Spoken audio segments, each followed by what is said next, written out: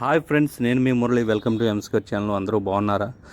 అందరికీ ముందుగా స్వాతంత్ర దినోత్సవ శుభాకాంక్షలు అండి. ఈరోజు మా మార్కెట్కి ఒక 5 రకాల అరటికాయలు వచ్చాయండి. వాటిని మీకు పరిచయం చేస్తాను. చూడండి, ఇక్కడ వీడియోలో చూపిస్తున్నట్టుగా ఈ 5 రకాల అరటికాయలు వచ్చాయండి. ఇంకో రకం రాలేదండి, అది అమృతపాణి. అది ఈసారి వచ్చినప్పుడు మీకు చూపిస్తాను. ఈ అరటికాయలు అనేది బయట ఎలా పండు మార్కెట్ రేట్ ఎలా ఉందో వివరంగా మీకు చెప్తాను. దాన్ని పచ్చరటి అంటారండి. ఈ పచ్చరటి వచ్చేప్పటికి పండు మార్కెట్లో డజన్ వచ్చి 100 నుంచి 120 రూపాయల వరకు అమ్ముతారండి. ఇది చక్కెరకేళి. ఇది వచ్చి 100 నుంచి 150 రూపాయల వరకు అమ్ముతారు. చాలా స్పీడ్గా ఉంటుంది. చాలా పిల్లలకి చాలా ఇష్టంగా పెడతారు.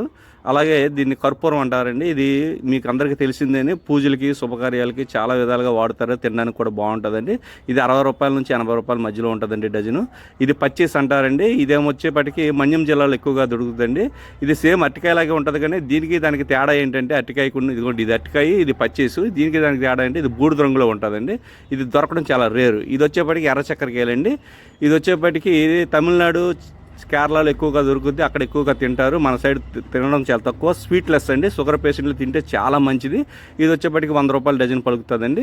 నా కంటెంట్ కానీ మీకు నచ్చితే లైక్, షేర్, సబ్స్క్రైబ్ చేయండి.